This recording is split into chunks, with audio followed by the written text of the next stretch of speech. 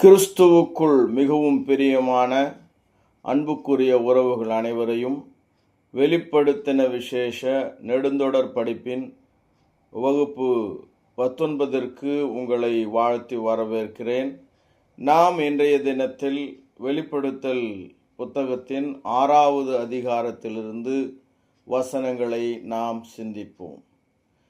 7 முத்திரைகள். வெளிப்படுத்தல் 6. முத்திரைகள் உடைக்கப்படுகிறது. முத்திரை என்றால் ஒன்று திறக்க முடியாதபடி, காட்டப்படாதபடி ஒரு அதிகாரம் அதை சீலிட்டு இருக்கிறது. இயேசுவானவர் அதை திறக்கிறார். அந்த முத்திரைகள் ஒவ்வொன்றாக திறக்கப்படுகிறது. 7 முத்திரைகள் இருக்கிறது. அதில் முதலாவது முத்திரை திறப்பு வெளிப்படுத்தின விசேஷம் 6வது அதிகாரத்தில் தொடங்குகிறது. இந்த முத்திரைகளுடைய இந்த திறப்பு 8வது அதிகாரம் வரை தொடர்ந்து நீண்டு கொண்டிருக்கிறது. பின்பு வெளிப்படுத்தல் 8:6 7 எக்காலங்கள் என்கின்ற இன்னொரு பகுதிக்கு நாம் திரும்புகிறோம். முத்திரைகளும் எக்காலங்களும் கலசங்களும் நமக்கு ஒரு வெளிப்படுத்தலை அது கொடுக்கிறது. ஆனால் இது கலசங்கள், முத்திரைகள், எக்காலங்கள் என்று சொல்லப்பட்டாலும் ஏறக்குறைய வெளிப்படுத்தப்பட்டதையே அல்லது சொன்னதையே நமக்கு திரும்ப திரும்ப இவைகள் காட்டுகிறது. யோவானின் காட்சிகள் புதிர் பெட்டிகள் அல்லது ரஷ்ய ஸ்டாக்கிங் பொம்மைகளுடன் ஒப்பிடப்படுகிறது. அதாவது ஒன்று திறக்கப்படும், அங்கே இன்னொன்று காட்டப்படும். 7வது முத்திரை உடைக்கப்பட்டதை யோவான் காண்கிறார். மேலும் அவர் ஒரு தரிசனத்தை பார்க்கிறார். அது மற்றொரு தரிசனத்தை அறிமுகப்படுத்துகிறது. அங்கே 7 எக்காலங்கள் ஒலிக்க தொடங்குகின்றன. இந்த விஷயங்கள் அதிகாரம் வெளிப்படுத்தின விசேஷம் 11வது அதிகாரம் வரை நீள்கிறது. பின்னர் ஒரு புதிய பிரிவு வெளிப்படுத்தல் 12 தொடங்கும் போது ஒரு வெளிப்படையான மாற்றம் அங்கே தோன்றுகிறது. வெளிப்படுத்தல் 1 11வது அதிகாரம் வரைக்கும் பெரும்பாலும் நன்மைக்கும் தீமைக்கும் இடையிலான போரை அது வெளிப்படுத்துவதாக உள்ளது. பூமியில் உள்ள மக்களை உள்ளடக்கிய போராகவும் அது விவரிக்கப்படுகிறது. வெளிப்படுத்தல் 12 கிறிஸ்து மற்றும் அவரது சேனைகளுக்கு இடையே நடக்கின்ற சாத்தானுடைய சேனைகளுக்கும் இடையேயான ஒரு போராட்டத்தை, அதாவது வெளிப்படுத்தல் 12 என்பது கிறிஸ்து மற்றும் அவருடைய சேனைகளுக்கும் சாத்தானுடைய சேனைகளுக்கும் இடையே இருக்கிற போராட்டத்தை அந்த அதிகாரங்கள் விளக்குகிறது. கிறிஸ்துவனுடையவர்கள் சாத்தானையும் அவனது படைகளையும் எதிர்த்து போர் செய்கிறார்கள், போராடுகிறார்கள். இது மிகவும் குறிப்பிடத்தக்க போராட்டமாக இருக்கிறது. இறுதியாக வெளிப்படுத்தின விசேஷம் 21-22 யோவான் கிறிஸ்துவை இறுதி வெற்றியாளராக பார்க்கிறார். எல்லாவற்றையும் ஜெயித்தவராக கிறிஸ்து நிற்கிறார். எங்கே வெளிப்படுத்தின விசேஷம் 21-22 அவர் ஒரு புதிய வானம், ஒரு புதிய பூமியை யோவான் அங்கே பார்க்கிறார். அங்கே கண்ணீர் துடைக்கப்பட்டு, மரணம் நீக்கப்பட்டு, துக்கம், வேதனை, அழுகை அனைத்தும் முடிவுக்கு வருகிறதை நாம் பார்க்கிறோம். இந்த ஒவ்வொரு பகுதியும் நாம் சிந்திக்கும் போது முத்திரைகள், எக்காலங்கள் போன்ற ஒவ்வொரு பகுதியும் வெளிப்படுத்தலில் நம்மை அடுத்தடுத்த காரியங்களை சொல்வதற்கு பதிலாக அவை மீண்டும் சொன்னதையே மீண்டும் மீண்டும் காட்டுகின்றன. தேவன் தம்முடைய பிள்ளைகள் யார், அவர்கள் எங்கே இருக்கிறார்கள், எல்லா பரிசுத்தவான்களையும் அவர் எவ்வாறு கவனித்துக் கொள்கிறார் என்பதை உண்மையுள்ள தேவனுடைய மனிதர்களுக்கு காட்டும்படியாக தேவன் அதை திரும்ப திரும்ப அவர் பயன்படுத்துகிறார். தேவனுடைய பிள்ளைகள் இறந்தாலும் சரி, உயிரோடு இருந்தாலும் சரி, இதுதான் உண்மை. தேவன் தம்முடைய ரட்சிப்பின் திட்டத்தை வெளிப்படுத்தும் போது அவருடைய குமாரன் பூமிக்கு வருவதையும் அனைத்து மனிதனின் வரலாற்றின் மகுடமான வெற்றியை இயேசுவானவர் அடைவதையும் நமக்கு காட்டுகிறார். அதாவது நம்ம பூமியில் இருந்தாலும் சரி, செத்து போனாலும் சரி, நமக்கு தேவனுடைய அந்த ரட்சிப்பின் திட்டம் என்னன்னா, இறுதியாக இயேசு கிறிஸ்து இந்த பூமிக்கு வருவார். அவர் வெற்றி மகுடத்தை அவர் சூட்டுவதோடு மட்டுமல்லாமல் அவரை நம்பி இருக்கிற நாமும் கூட வெற்றி மகுடம் சூட்டப்பட்டு நித்திய வாழ்வுக்குள்ளாக கடந்து செல்வோம். நிகழும் அனைத்து நிகழ்வுகளின் வெவ்வேறு அம்சங்களை தேவன் வெளிப்படுத்துகிறார். இந்த முத்திரைகள், எக்காலங்கள், கலசங்கள் போன்றவற்றில் என்னென்ன விஷயங்கள் நடக்கிறது, அதனுடைய அம்சங்கள் என்ன அப்படின்றத தேவன் நமக்கு வெளிப்படுத்தி காட்டுகிறார். தேவன் ஆவிக்குரிய சாம்ராஜ்யத்தின் காட்சிகளை வெளிப்படுத்துகிறார்.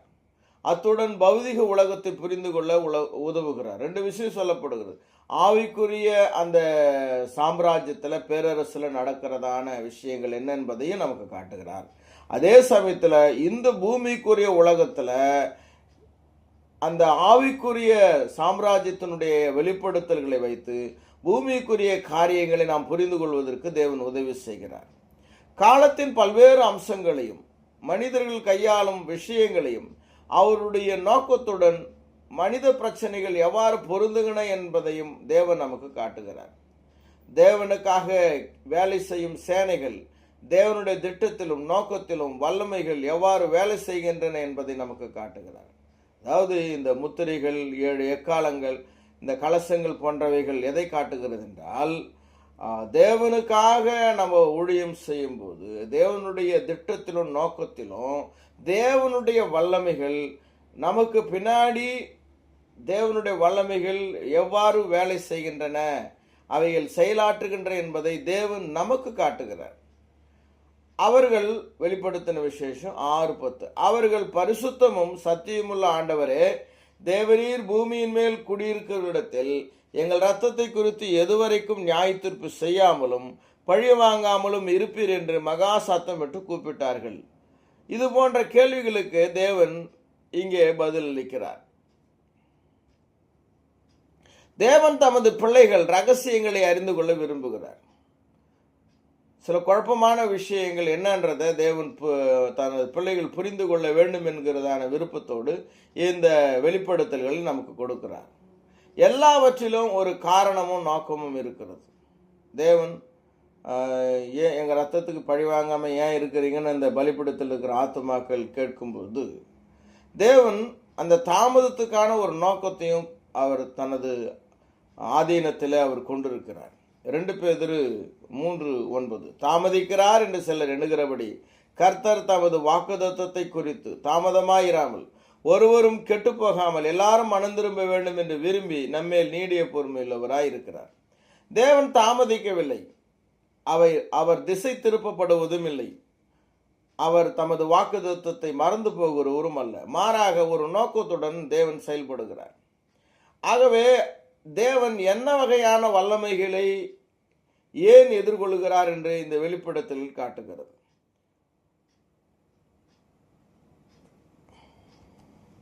வெளிப்படுத்தல் 6:1 ஆட்டுக்குட்டியானவர் முத்திரைகளில் ஒன்றை உடைக்க கண்டேன்.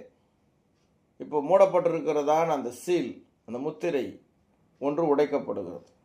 அப்பொழுது 4 ஜீவன்களில் பரலோகத்தில் இருந்ததான அந்த 4 ஜீவன்கள் தேவனுடைய அந்த சேனைகளினுடைய காரியங்களை குறிக்கிறது.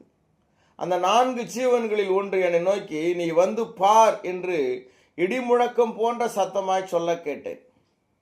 இது ஆரம்ப கையெழுத்து பிரதிகளில் வந்து பார் என்று உள்ளது. ஆனால் இப்பொழுதைக்கு நம்ம இருக்கிற நிறைய பிரதிகள் டிரான்ஸ்லேஷன்களில் வா என்ற குறுகிய வாசிப்பு மட்டும்தான் அதை ஆதரிக்கின்றன. முதல் 4 முத்திரைகளின் திறப்பு 4 ஜீவன்களில் ஒன்றா அறிவிக்கப்படுது. அதாவது அந்த 7 முத்திரையில் முதல் 4 முத்திரை, முதல் 4 முத்திரை அந்த 4 ஜீவன்களில் ஒன்று அறிவிக்கிறது. ஒவ்வொரு முத்திரையும் திறக்கும்போது ஒரே ஜீவன் தான் அந்த 4 அறிவிப்பு, 4 முத்திரைகளின் திறப்பையும் சொல்லுகிறது. யோவான் நீ வந்து பார் என்று அழைக்கப்பட்டது பொழுது இடிமுழக்கத்தில் அது அறிவிக்கப்பட்டது. இடிமுழக்க சத்தமாய் நீ வந்து பார் அப்படின்னு சொல்லப்பட்டது. பின்னர் அவர் என்ன வெளிப்படுத்தப்பட்டது என்பதை அவர் கவனிக்கிறார். வெளிப்படுத்தல் 6:2 நான் பார்த்தபோது ஒரு வெள்ளை குதிரையை கண்டேன். அதன் மேல் ஏறி இருந்தவன் வில்லை பிடித்திருந்தான். அவனுக்கு ஒரு கிரீடம் கொடுக்கப்பட்டது. அவன் ஜெயிக்கிறவனாகவும் ஜெயிப்பவனாகவும் புறப்பட்டான். யோவான் குதிரை சவாரி செய்பவரை அடையாளம் காணவில்லை. அதாவது ஏறி இருந்தவர் வெள்ளை குதிரை மேலே போனார், வில்லை பிடித்திருந்தார், கிரீடம் கொடுக்கப்பட்டது, அவர் ஜெயிக்கிறவராக ஜெயிப்பவனாக இருந்தார்னு சொல்லப்பட்டாலும் அதன் மேலே ஏறி இருந்தவர் யார் அப்படிங்கிறது யோவானுக்கு சொல்லப்படலை. ஆனால் அது இயேசு கிறிஸ்துவை குறிக்கிறது. யோவான் குதிரை செய்பவரை அடையாளம் காணவில்லை. மாறாக வெள்ளை குதிரை மேல் சென்றவர் வெற்றி பெறுவதற்காகவும் வெற்றி பெற வேண்டும் என்ற நோக்கத்துடனும் அவரே வெளியே சென்றதாக மட்டுமே கூறப்படுகிறது. வெளிப்படுத்தல் 19:11. பின்பு பரலோகம் திறந்திருக்க கண்டேன், இதோ ஒரு வெள்ளை குதிரை காணப்பட்டது, அதன் மேல் ஏறி இருந்தவர் உண்மையும் சத்தியமுள்ளவர் எனப்பட்டார். அவர் நீதியாய் நியாயம் தீர்த்து யுத்தம் பண்ணுகிறார். யோவான் யாரை பார்த்தார் என்பதில் சந்தேகமில்லை, அது இயேசுவானவர். இயேசு ஒரு வெள்ளை குதிரையின் மேல் சவாரி செய்கிறார். அவரிடம் வில் உள்ளது, கிரீடம் அணிந்துள்ளார். யோவானின் விளக்கம் இயேசுவினுடைய பரிசுத்தம், வல்லமை மற்றும் இயேசுவினுடைய நீதியான யுத்தம், நீதியான தீர்ப்பை குறிக்கிறது. வானத்திலும் பூமியிலும் இயேசுவுக்கு சகல அதிகாரமும் கொடுக்கப்பட்டிருக்கிறது என்பதை வேதத்திலிருந்து நாம் அறிவோம். அவர் ராஜாக்களின் ராஜாவாகவும் பிரபுக்களின் ஆண்டவராகவும் இருக்கிறார். எல்லாம் அவருக்கு கீழ்ப்படுகிறது. மத்தேயு 28:18, சங்கீதம் 8:6, 1 கொரிந்தியர் 15:27, வெளிப்படுத்தல் 19:16. இந்த விஷயங்கள் கோட்பாட்டிலும் அதிகாரத்திலும் உண்மையாக இருக்கின்றன. வெளிப்படுத்துவது தேவன் இவை எல்லாவற்றையும் நிறைவேற்றுகிறார் என்பதே. இயேசுவானவர் வெள்ளை குதிரை மேல அவர் போறாரு, அவர் ஜெயிச்சாரு, இனிமேல் ஜெயிப்பாரு. வெற்றி என்பது இயேசுவுக்கே சொந்தமானது என்பதை காட்டும்படியாக முதல் முத்திரை உடைக்கப்பட்ட போது வெள்ளை குதிரையின் மேல் சவாரி செய்கின்றதான ஒருவர் வில்லேந்தினவராக, கிரீடம் தனது சிரசின் மேல் வைத்தவராக அவர் சென்ற ஒரு காரியம் என்பது இயேசுவானவர் ஜெயித்தார், ஜெயமெடுப்பார். இறுதி வெற்றியும் இயேசு கிறிஸ்துவுக்கே சொந்தமானது. பிலிப்பியர் 3:21 கிறிஸ்துவை பற்றி பவுல் கூறியதை கவனியுங்கள். பிலிப்பியர் 3:20-21. நம்முடைய குடியிருப்போ பரலோகத்தில் இருக்கிறது, அங்கே இருந்து கர்த்தராய் இருக்கிற இயேசு கிறிஸ்து என்னும் இரட்சகர் வர எதிர்பார்த்து கொண்டிருக்கிறோம். அவர் எல்லாவற்றையும் தமக்கு கீழ்ப்படுத்திக் கொள்ளத்தக்கதாக தம்முடைய வல்லமையான செயலின்படியே நம்முடைய அற்பமான சரீரத்தை தம்முடைய மகிமையான சரீரத்திற்கு ஒப்பாக மறுரூபப்படுத்துவார். நம்முடைய அற்பமான சரீரத்தை கிறிஸ்துவனுடைய மகிமையான சரீரத்துக்கு ஒப்பாக அவர் மகிமைப்படுத்தி எல்லாவற்றையும் அவர் தமக்கு கீழ்ப்படுத்தி கொள்ளத்தக்கதான ஒரு இறுதி வெற்றியை இயேசுவானவர் எடுப்பார். மரணம் ஒழிக்கப்படுவதே கிறிஸ்துவனுடைய வெற்றியாகும். 1 கொரிந்தியர் 15:24-26. அதன் பின்பு முடிவு உண்டாகும். அப்பொழுது அவர் சகல துரைத்தனத்தையும் சகல அதிகாரத்தையும் வல்லமையும் பரிகரித்து தேவனும் பிதாவுமாய் இருக்கிறவருக்கு ராஜ்யத்தை ஒப்பு கொடுப்பார். எல்லா சத்துருக்களையும் தமது பாதத்திற்கு கீழாக்கி போடும் வரைக்கும் அவர் ஆளுகை செய்ய வேண்டியது. பரிகரிக்கப்படும் கடைசி சத்துரு மரணம். இந்த மரணத்தை பரிகரிக்கிற பணியில் தற்போது இயேசுவானவர் ஈடுபட்டுள்ளார்.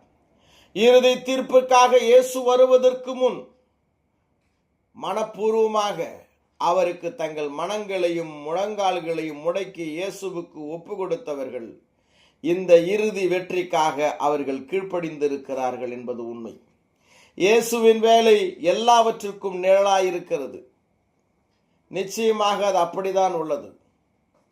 ஆக இயேசுவானவர் இறுதியாக மரணத்தை ஜெயிப்பார். அவரை நம்புகிறவர்கள் மரணத்திலிருந்து விடுபடுவார்கள். ஆனால் இந்த காரியத்திற்காக நடைபெறுகிறதான சம்பவங்கள் ஒரு வரிசை கிரமமாய் இருக்க வேண்டிய அவசியமில்லை. அதாவது இயேசு கிறிஸ்து வரும்போது மரித்தோரின் உயிர்த்தெழுதல், நியாய தீர்ப்பு போன்ற காரியங்கள் நம்ம நினைக்கிற மாதிரி ஒரு வரிசை கிரமமாக இருக்கணும் அப்படிங்கிற அவசியம் இல்லை. ஆனால் நடக்க போவது என்னவென்றால் இயேசுவானவர் மரணத்தை ஜெயிப்பார். மரணம் ஒழிக்கப்படும். மரணமில்லாத ஒரு வாழ்வு அவரை நம்புகிறவர்களுக்கு புதிய வானத்திலே புதிய பூமியிலே கொடுக்கப்படும். உலகில் நடக்கும் இந்த நிகழ்வுகளை சமாளிக்க கிறிஸ்தவர்கள் தங்களை மனரீதியாக தயார்படுத்திக் கொள்ள, என்ன நடக்கிறது என்பதை நாம் தெரிந்து கொள்ள தேவன் நமக்கு இவைகளை காட்டுகிறார். இதெல்லாம் எதுக்கு காட்டப்படுகிறது? முத்திரைகள் உடைக்கப்பட்ட காரியங்கள் என்று சொன்னால், உலகத்தில் நடக்கக்கூடியதான நிகழ்வுகளை நாம் சமாளிக்கணும், எதிர்கொள்ளணும். அதை எதிர்கொள்ளணும்னா நம்ம மனரீதியாக நாம் ப்ராப்பராக இருக்கணும். அதற்காக தான் இப்படிப்பட்ட ஒரு காரியங்கள் காட்டப்படுகிறது. இதையெல்லாம் புரிந்து கொண்டு என்ன நடந்தாலும் விசுவாசத்தை காத்து கொண்டு தேவனுடைய சுவிசேஷத்தை அறிவித்து தேவனை தொழுது கொள்ளுகிற காரியத்தில், நீதியாய் வாழ்கிற காரியத்தில் நாம் அர்ப்பணிப்புள்ளவர்களாக நடந்து கொள்ள வேண்டும் என்பதற்காகவே தேவன் இப்படிப்பட்டதான வெளிப்பாடுகளை கொடுக்கிறார் என்பதை நாம் அறிந்து கொள்ள வேண்டும். 1 தெசலோனிக்கேயர் 4:13. அன்றியும் சகோதரரே, நித்திரை அடைந்தவர்களின் நிமித்தம் நீங்கள் நம்பிக்கையற்றவர்களான மற்றவர்களைப் போல துக்கித்து அறிவில்லாதிருக்க எனக்கு மனதில்லை.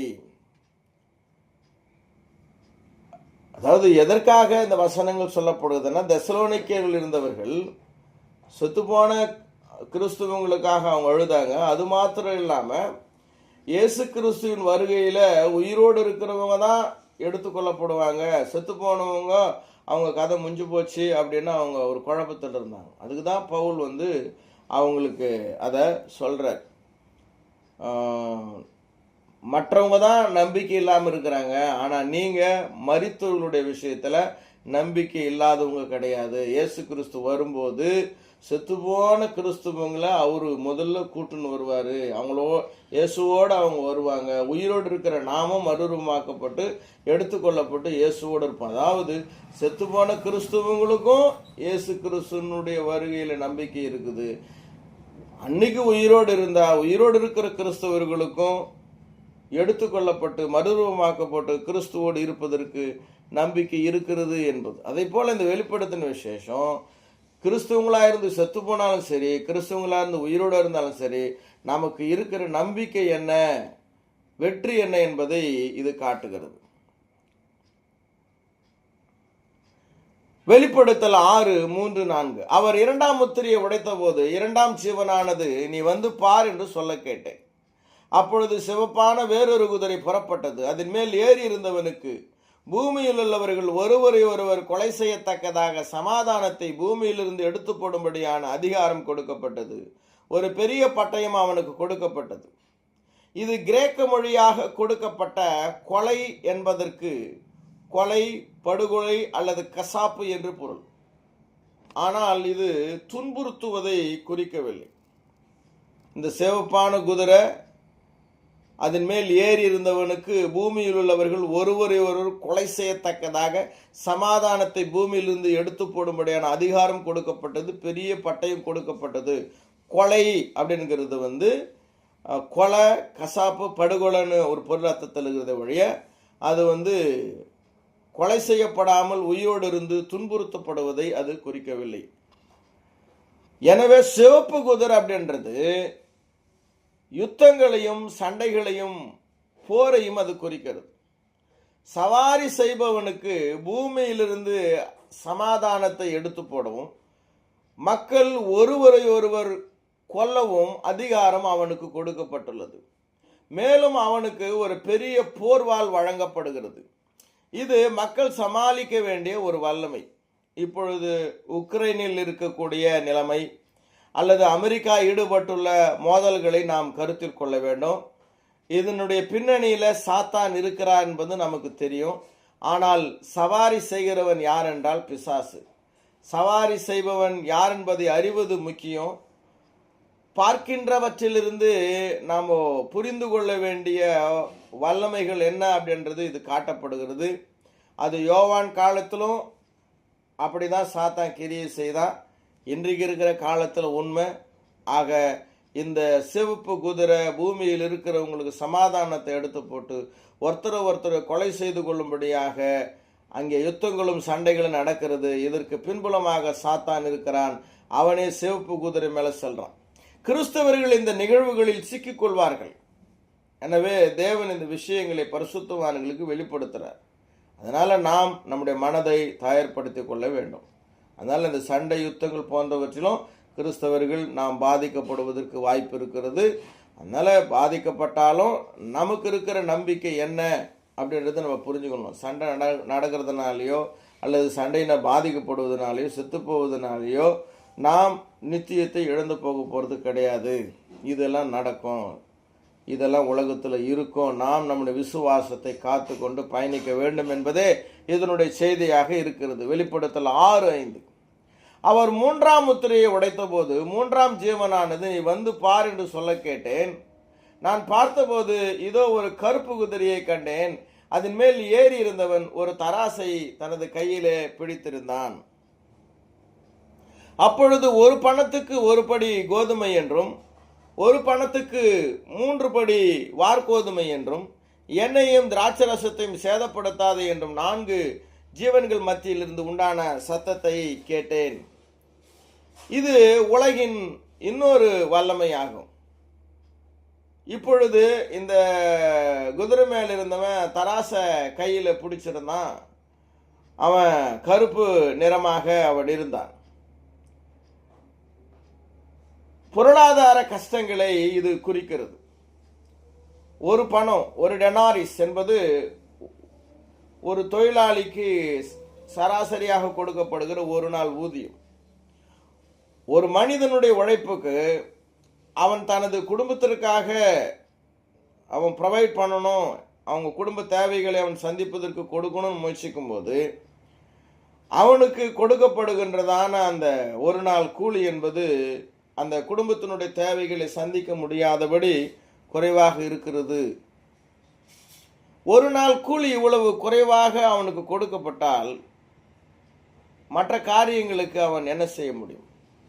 ஒருவர் தங்கள் வரிகளை அல்லது பிற தேவையான பொருட்களுக்கு எவ்வாறு பணம் செலுத்த முடியும்? ஒன்று, குறைந்த அளவில் விரும்பத்தக்க வார்கோதுமையை வாங்கணும். அதாவது ஒரு பணத்துக்கு ஒரு படி கோதுமை அப்படின்னு சொல்லப்படுகின்ற ஒரு காரியங்கள் என்பது, குறைஞ்ச கூலி என்பது பொருளாதார நெருக்கடிகளை கொடுக்குது. ஒன்று, குறைந்த அளவில் வார்கோதுமையை வாங்க வேண்டும். எண்ணெயும் திராட்சரசத்தையும் சேதப்படுத்தப்படவில்லை என்பதை நம்ம கவனிக்கணும். அதாவது இருக்கிற காசில் ஒரு வார்கோதுமையை அவர் கொஞ்சமாக தான் வாங்க முடியுது. ஆனால் எண்ணெயும் திராட்சை ரசமும் நிறைய இருக்குது, அது பாதிக்கப்படவில்லை என்பதையும் பார்க்கணும்.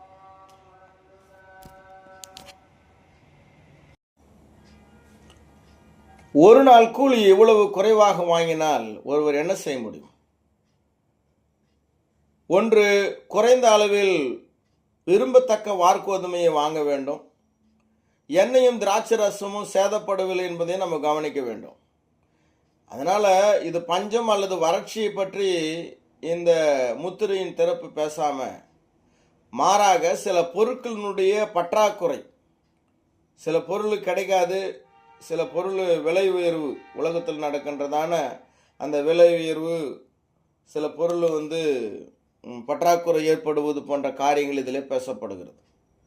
பணக்காரர்களுக்கு எல்லாம் சரியாக இருக்கும், ஆனால் சராசரி மனிதர்கள் நிதி தேவையில் பாதிக்கப்படுகிறார்கள்.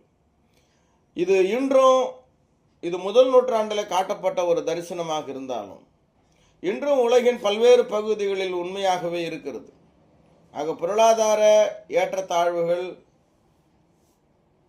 ஏழைகளை கடுமையாக பாதிக்கிறது. வெளிப்படுத்தல் 6:5.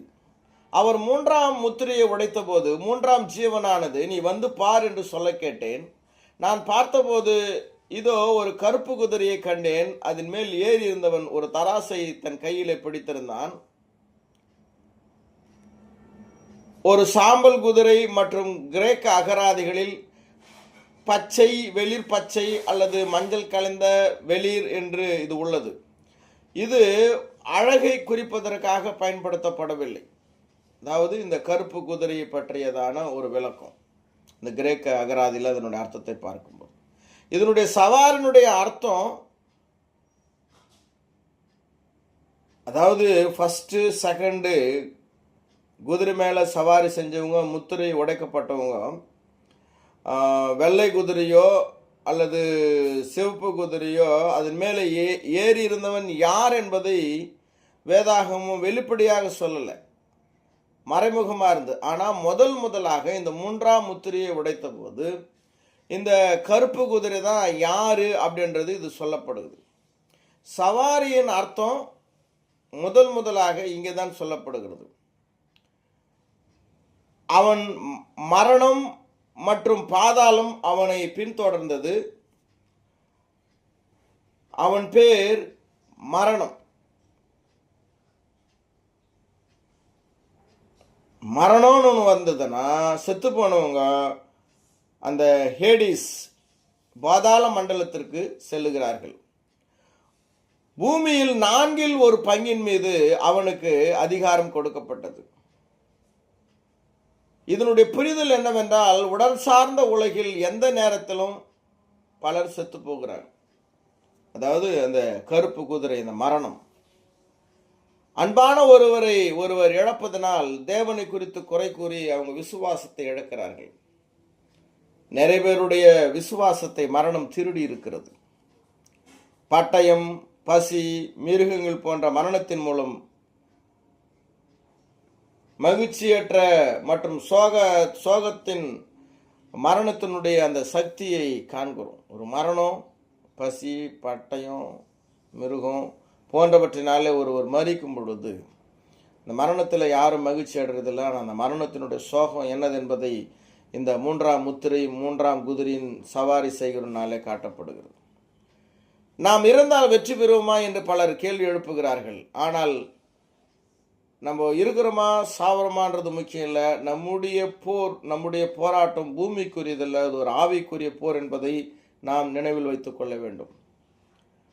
ஒரு சுவாரஸ்யமான ஒப்புமை வரையப்பட்டது. இந்த வாழ்க்கையில் நாம் அனைவரும் சமாளிக்க வேண்டிய பல வல்லமைகள், துக்கம், கஷ்டம், துன்பம் மற்றும் பலவற்றை கொண்டு வரும் சக்திகள் மனித குலத்திற்கு காட்டப்படுகின்றன. இந்த வெள்ளை குதிரை, சிவப்பு குதிரை, கருப்பு குதிரை, சாம்பல் குதிரை, இந்த எல்லா குதிரைகளும் என்ன நமக்கு காட்டுகிறது என்று சொன்னால், மனிதர்களாக இருக்கிற நாம சமாளிக்க வேண்டிய பல வல்லமைகள் இந்த உலகத்தில் இருக்குது. இந்த வல்லமைகள் இந்த துன்பம், கஷ்டம் போன்றவற்றை மனித சமுதாயத்திற்கு கொண்டு வரும் அப்படின்றது தான் இதனுடைய வெளிப்படுத்தலாக இருக்கு. இப்படியே போகும்போது 12வது அதிகாரத்தில், வெளிப்படுத்தல் 12வது அதிகாரத்தில் தேவன் திரையை இழுத்து உண்மையில் என்ன நடக்கிறது என்பதை நான் உங்களுக்கு காட்டுகிறேன் என்பதை போல ஒரு ஆவிக்குரிய ஒரு மண்டலத்தில் என்ன மாதிரியான ஒரு யுத்தம் நடக்குது, உலகத்தில் நடக்கிறதான இந்த சண்டை, வறுமை, மரணம் போன்ற உலகத்தில் நடக்கிறத இந்த முத்திரைகள் காட்டுகிறது. ஆனால் வெளிப்படுத்தின விசேஷம் 12வது அதிகாரத்தில் உலகத்தில் நடக்கின்ற இந்த காரியங்களுக்கு ஆவிக்குரிய மண்டலத்தில் நடக்கிற காரியங்கள் என்ன, அது எவ்வாறு ஆவிக்குரிய மண்டலம் உலகத்தில் நடக்கின்ற காரியங்களுக்கு தொடர்பு இருக்கிறது என்பதை வெளிப்படுத்தல் 12வது அதிகாரம் காட்டுகிறது. வெளிப்படுத்தல் 12:3. அப்பொழுது வேறொரு அடையாளம் வானத்திலே காணப்பட்டது. 7 தலைகளையும் 10 கொம்புகளையும் தன் தலைகளின் மேல் 7 முடிகளையும் உடைய சிவப்பான ஒரு பெரிய வலு சர்ப்பம் இருந்தது. 1வது நூற்றாண்டை சேர்ந்தவர்கள் கடுமையான துன்புறுத்தலை தாங்கிக் கொண்டிருந்ததை நாம் நினைவில் வைத்துக் கொள்ள வேண்டும். இப்போ தொடர்ந்து யோவான் இங்கே முத்திரைகள் திறக்கப்படுவதை அவர் பார்க்கிறார். பின்னர் யோவான் அவர்களின் ஆத்துமாக்களை பார்க்கிறார். மரித்து போன இரத்த சாட்சிகளாக மரித்த, வேத சாட்சிகளாக மரித்த ஆத்துமாக்களை யோவான் இப்பொழுது பார்க்கிறார். வெளிப்படுத்தல் 6:9-10. அவர் 5ஆம் முத்திரையை உடைத்த போது நான் பலிபீடத்தின் கீழ் தேவனுடைய வார்த்தைக்காகவும் அவர்கள் கொடுத்த சாட்சிக்காகவும் கொல்லப்பட்ட ஆத்துமாக்களை கண்டேன். அவர்கள் உரத்த குரலில், பரிசுத்தமும் உண்மையுமான ஆண்டவரே, பூமியில் வசிப்பவர்களுக்காக எங்கள் இரத்தத்தை குறித்து நியாயம் தீர்த்து பழிவாங்கும் வரை எவ்வளவு காலம் என்று கூறினார்கள். அதாவது, ஆண்டவரே, இன்னும் எங்கள் இரத்தத்துக்காக பூமியில் இருக்கிறவங்கக்கிட்ட நீங்கள் எவ்வளோ நாள் இன்னும் பழிவாங்காமல் இருப்பீங்கன்னு சொல்லிட்டு அந்த பலிபீடத்தின் கீழே இருக்கிற ஆத்துமாக்கள் தேவனை நோக்கி கூப்பிடுவதாக இங்கு யோவான் காண்கிறார். இவர்கள் 1ஆம் நூற்றாண்டினுடைய தியாகிகள், முதல் நூற்றாண்டிலே மரித்ததான கிறிஸ்தவர்கள். ஆங்கிலத்தில் மற்றையர் என்கிற கிரேக்க வார்த்தையினுடைய அந்த மொழியில் சாட்சி என்று பொருள்படும் கிரேக்க வார்த்தையிலிருந்து வந்தது. மார்டஸ் அல்லது மார்டுஸ். இந்த மற்றையர் என்றால் அவங்க சாட்சி. இயேசுவுக்காக, தேவனுடைய வார்த்தைகளுக்காக, இயேசுவின் உயிர்த்தெழுதலுக்காக அவர்கள் சாட்சிகளாக இருக்கிறார்கள். இவங்க தான் அந்த பலிபீடத்தில் அங்கே காட்டப்படுறாங்க. சாட்சியான ஸ்தேவானின் ரத்தமும் சிந்தப்பட்ட போது நானே நின்று அவனை கொன்றவர்களின் ஆடைகளை நான் காவல் காத்து கொண்டிருந்தேன் என்று பவுல் கூறுகிறார். ஸ்தேவான் ரத்தம் சிந்தின போது சாட்சியான ஸ்தேவான் என்று அங்கே எழுதப்பட்டிருக்கிறது. வெளிப்படுத்தல் 2:13 உன் கிரியைகளையும் சாத்தானுடைய சிங்காசனம் இருக்கிற இடத்தில் நீ குடியிருக்கிறதையும் நீ என் நாமத்தை பற்றி கொண்டிருக்கிறதையும் சாத்தான் குடிகொண்டிருக்கிற இடத்தில் உங்களுக்குள்ளே எனக்கு உண்மையுள்ள சாட்சியான சாத்தானுடைய சிங்காசனம் இருக்கிற இடத்தில் நீ குடியிருக்கிறதையும் நீ என் நாமத்தை பற்றி கொண்டிருக்கிறதையும் சாத்தான் குடிகொண்டிருக்கிற இடத்தில் உனக்குள்ளே எனக்கு உண்மையுள்ள சாட்சியான அந்திப்பா என்பவன் கொல்லப்பட்ட நாட்களிலும் என்னை பற்றும் விசுவாசத்தை நீ மறுதலியாமல் இருந்ததையும் அறிந்திருக்கிறேன். இங்கே பெர்கமு சபைக்கு இயேசுவானவர் அந்த சபையாரை பற்றி சொல்லுகிறதை நாம் பார்க்கிறோம். உண்மையுள்ள சாட்சியான அந்திப்பா என்பவன் கொல்லப்பட்ட நாட்களிலும். முதல் நூற்றாண்டினுடைய பல பரிசுத்தவான்கள் சாகும் வரை விசுவாசமாக இருந்திருக்கிறார்கள். தேவனையும் அவருடைய விசுவாசிகளையும் எதிர்த்த நித்திய வாழ்வற்ற புறஜாதிகளுக்கு எதிராக கடவுளின் பழிவாங்கல் அந்த பலிபீடத்தில் இருந்த ஆத்துமாக்களின் வேண்டுகோளாய் இருந்தது. அவர்களின் மரணத்திற்காக தேவன் பழிவாங்காமல் இன்னும் எவ்வளவு காலம் காத்திருப்பார் என்று அந்த ஆத்துமாக்கள் கேட்கிறார்கள். ஆனால் கடவுளின் ஏற்ற காலத்தில் நீதி என்பதை நாம் புரிந்து கொள்கிறோம்.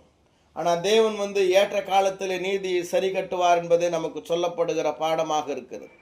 தேவனுடைய நீதி அவருடைய நோக்கத்தில் அநீதியானவர்களை அவர் பார்த்து கொள்வார். நமக்கான கடமை நாம் சாகும் வரை விசுவாசமாக இருப்பதே ஆகும். கடவுள் ஏன் காத்திருக்கிறார்? என்ன நடக்கிறது? எப்படி நாம் அவரை நம்ப வேண்டும் என்கிற அந்த உண்மையை உண்மையானவர்களுக்கு தேவன் காட்டுகிறார். தேவனுடைய பதில் பரிசுத்தவான்களுக்கு என்னவென்றால், நீங்கள் உங்கள் வேலையை நீங்கள் பாருங்கள், உங்கள் விசுவாசத்தை நீங்கள் காத்துக்கொள்ளுங்கள், உங்களுக்கான போராட்டத்தை போராடுங்கள், பழிவாங்குதல் எனக்குரியது, நான் பதில் செய்வேன், உங்களுக்கு வெகுமதி உங்களுடைய போராட்டத்திற்காக அளிக்கப்படும் என்பதே இதனுடைய வெளிப்பாடாக இருக்கிறது. வெளிப்படுத்தல் 6:11 அப்பொழுது அவர்கள் ஒவ்வொருவருக்கும் வெள்ளை அங்கிகள் கொடுக்கப்பட்டது. அன்றியும் அவர்கள் தங்களைப் போல கொலை செய்யப்பட போகிறவர்களாகிய தங்கள் உடன் பணிவிடைக்காரரையும் தங்கள் சகோதரமானவர்களின் தொகை நிறைவாகும் அளவும் இன்னும் கொஞ்ச காலம் இளைப்பாற வேண்டும் என்று அவர்களுக்கு சொல்லப்பட்டது. அவர்களுக்கு ஒரு வெள்ளை அங்கி கொடுக்கப்பட்டு ஓய்வெடுக்க அனுமதிக்கப்படுகிறார்கள். மேலும் பல விசுவாசிகள் தங்கள் தியாகத்தை இதுபோல் முடிக்க வேண்டும் என்று காட்டப்படுகிறது. ஆனால் இறப்பது கிறிஸ்துவில் இழப்பது அல்ல என்பது வெளிப்படையான விஷயம். இந்த வேத சாட்சிகள் ஆசீர்வதிக்கப்பட்டவர்கள் மற்றும் பாதுகாப்பாக உள்ளனர் மற்றும் இறுதிக்காக அவர்கள் காத்திருக்கிறார்கள். வெள்ளை ஆடைகள் கொடுக்கப்பட்டது என்பது அந்த ஆத்துமாக்களுக்கு ஒரு அமைதியும் சமாதானமும் கொடுக்கப்பட்டிருக்கிறது. அவர்கள் பலியிடப்பட்டவர்களாக, கிறிஸ்துவுக்காக அவர்கள் செத்து போனவர்களாக இருந்தாலும் அவர்களுக்கு இளைப்பாறுதலும் சமாதானமும் ஆசீர்வாதமும் இறுதியான வெகுமதியும் அவர்களுக்காக இருக்கிறது. அவர்கள் தங்கள் வாழ்வை இழந்து போகவில்லை, மாறாக அவர்கள் பாதுகாத்திருக்கிறார்கள். நம்ம ஒப்பிடும்போது இந்த முதல் நூற்றாண்டு கிறிஸ்தவர்கள் விசுவாசத்தில் அப்பதான் புதிதாக இருக்கிறோம். கஷ்டப்படுறது, துன்பப்படுறது என்பது ஒரு தப்பா நம்ம தேர்ந்தெடுக்கின்ற ஒன்று அப்படின்றது நம்புவது அவங்களுக்கு எளிதாக இருந்திருக்கும். மிகவும் பயப்பட வேண்டியது என்னன்னு சொன்னா உடல் மரணம் அல்ல, இரண்டாவது மரணம் என்பதை தேவன் காட்டுகிறார். பவுலின் கடிதத்தை பெற்ற தெசலோனிக்கியாவில் இருந்தவர்கள் கர்த்தர் திரும்ப வருவதற்கு முன் இறந்து போனவர்களை பற்றி கவலைப்பட்டார்கள். அப்பொழுது பவுல் அவர்களுக்காக தனது கடிதத்தில் ஆறுதல் கூறினார். ஆனால் அவர்கள் இன்னும் உயிருடன் இதை படிப்பவர்களாக இருந்திருந்தால், அல்லது துன்புறத்தில் இருந்த பரிசுத்தவான்களின் குழந்தைகள் இதை படிப்பவர்களாக உயிருடன் இருந்திருந்தால் எப்படி இருந்திருப்பால் என்று சிந்தியுங்கள். அதாவது இந்த வெளிப்படுத்தின விசேஷம் முதல் நூற்றாண்டில் இருக்கிறதான கிறிஸ்தவர்களுக்கு பலருக்கு அது இல்லாமல் போயிருக்கலாம். ஆனால் இந்த வெளிப்படுத்தல் சொல்லப்படுகிறது, பலிப்படுத்தல் இருக்கிறதான அந்த ஆத்துமாக்களுக்கு வெள்ளை அங்கிகள் கொடுக்கப்பட்டது. அவங்கள போல இன்னும் கூட சில ஆத்துமாக்கள் கொலை செய்யப்பட வேண்டும் என்று தேவனுடைய திட்டம் இருக்கிறது. ஏற்ற காலத்தில் தேவன் அவர்களுக்கான நீதியை சரி கட்டுவார் என்கின்ற ஒரு காரியம் அங்கு சொல்லப்படுகிறது. அதாவது தெசலோனிக்கேவில் இருந்தவங்க, செத்துப்போன கிறிஸ்துவங்க நித்திய வாழ்வுக்குள்ள அவங்க வரமாட்டாங்க, அவங்க வாழ்வை இழந்து போனவர்கள் என்று அவங்க கருதுனாங்க. அதனால தான் பவுல் சொல்றாரு, செத்து போனவங்க கிறிஸ்துவுக்குள்ள மரிச்சவங்க முதலாவது இயேசுவானவர் கொண்டு வருவார், நமக்கு முன்னாடி அவங்க இயேசுவோடு இருப்பாங்க, அதனால நித்தியத்தை இழந்து போக மாட்டாங்க அப்படிங்கிற ஒரு சத்தியத்தை பவுல் அவங்களுக்கு சொல்றார். வெளிப்படுத்தல் 6:12-14. அவர் 6ஆம் முத்திரையை உடைக்க கண்டேன், இதோ பூமி மிகவும் அதிர்ந்தது, சூரியன் கருப்பு கம்பளியைப் போல் கருத்தது, சந்திரன் ரத்தம் போலாயிற்று, அத்திமரமானது பெருங்காற்றினால் அசைக்கப்படும் போது அதன் காய்கள் உதிர்கிறது போல வானத்தின் நட்சத்திரங்களும் பூமியில விழுந்தது, வானம் சுருட்டப்பட்ட புஸ்தகம் போலாகி விலகி போயிற்று, மலைகள் தீவுகள் யாவும் தங்களை விட்டு அகன்று போயின. வெளிப்படுத்தல் 6:15-17. பூமியின் ராஜாக்களும் பெரியோர்களும் ஐஸ்வர்வான்களும் சேனை தலைவர்களும் பலவான்களும் அடிமைகள் யாவரும் சுயாதீனர் யாவரும் பர்வதங்களின் குகைகளிலும் கண்மலைகளிலும் ஒளிந்து கொண்டு பர்வதங்களையும் கண்மலைகளையும் நோக்கி, நீங்கள் எங்கள் மேல் விழுந்து சிங்காசனத்தின் மேல் வீற்றிருக்கிறவருடைய முகத்திற்கும் ஆட்டுக்குட்டியானவருடைய கோபத்திற்கும் எங்களை மறைத்துக் கொள்ளுங்கள், அவருடைய கோபாக்கினின் மகாநாள் வந்துவிட்டது, யார் நிலை நிற்கக்கூடும் என்றார்கள். நாம் இந்த 6ஆம் முத்திரையினுடைய விளக்கத்தை வரக்கூடிய பாடத்தில் நாம் பார்க்கலாம். இதுவரைக்கும் நாம் பார்த்தது என்னவென்று சொன்னால், ஆட்டுக்குட்டியானவர் முத்திரைகளை உடைக்கும் போது இந்த 4 ஜீவன்களில் ஒன்று யோவானை வந்து பார் என்று இடை முழக்கமாய் சொல்லி, அதில் முதல் வெள்ளை குதிரை ஜெயிக்கிறவனாகவும் ஜெயிப்பவனாகவும் புறப்பட்டார், அவர் இயேசு கிறிஸ்து. 2ஆம் முத்திரை உடைத்த போது சிவப்பான ஒரு குதிரை, அது மேலே ஒருத்தன் சவாரி செஞ்சான். அவன் பூமியில் இருக்கிறவனுடைய சமாதானத்தை எடுத்து போடும்படியான அதிகாரம் கொடுக்கப்பட்டுகிறது. அது இன்றைக்கான யுத்தங்கள். அது அந்த சிவப்பு குதிரை மேலே போறவன் சாத்தானாக இருக்கிறான். அவர் 3ஆம் முத்திரையை உடைத்த போது ஒரு கருப்பு குதிரையை கண்டேன். அவன் தராசை தன் கையில் பிடித்திருந்தான். ஒரு பணத்துக்கு 1 படி கோதுமை என்றும், ஒரு பணத்துக்கு 3 படி கோதுமை என்றும், எண்ணெயும் திராட்சரசத்தை சேதப்படுத்தாது என்றும் உண்டான அந்த சத்தத்தை யோவான் கேட்கிறார். இது பொருளாதார சீர்குலைவுகள், பொருள் இல்லாமல் போகிறது அல்லது பணம் இல்லாமல் போகிறது போன்ற காரியங்களை இது காட்டுகிறது. 4ஆம் முத்திரையை உடைத்த போது மங்கின நிறமுள்ள ஒரு குதிரையை கண்டேன். அதன் மேல் ஏறி இருந்தவனுக்கு மரணம் என்று பேர், பாதாளம் அவன் பின் சென்றது, பட்டயத்தினாலும் பஞ்சத்தினாலும் சாவினாலும் துஷ்ட மிருகங்களின் பூமியிலே பங்கிலுள்ளவர்களை கொலை செய்யும்படியான அதிகாரம் அவனுக்கு கொடுக்கப்பட்டது. ஆக இந்த 4 குதிரை மேலே போகிறவங்களுக்கு என்னன்னு பார்த்தோம். நம்ம இயேசுவானவர் ஜெயிக்கிறவராக போகிறாரு. சிவப்பு குதிரை அப்படின்றது யுத்தமாக இருக்கிறது. 3ஆம் குதிரையான அந்த கருப்பு குதிரை பொருளாதார சீர்குலைவுகளை காட்டுகிறது. 4ஆம் குதிரை என்றது, அதாவது சாம்பல் நிற குதிரை, மரணத்தை அது குறிக்கிறது. இதெல்லாம் நமக்கு ஏன் காட்டப்படுகிறதுன்னு சொன்னால், உலகத்தில் இப்படிப்பட்ட விஷயங்கள் நடக்கிறது, இதில் கிறிஸ்தவர்கள் அகப்படுவார்கள். நாம் இதற்கு மனரீதியாக ஆயத்தமாக இருக்கணும். நம்ம வாழ்ந்தாலும் சரி மரித்தாலும் சரி நம்முடைய கிறிஸ்துவுக்குள்ளான வாழ்வு இழந்து போகவில்லை. ஆனால் 12வது அதிகாரத்திலிருந்து பூமியில் நடக்கின்ற இந்த காரியங்களுக்கு ஆவிக்குரிய மண்டலத்தில் நடக்கிற காரியங்கள் என்ன என்பது நமக்கு வெளிக்காட்டப்படுகிறது.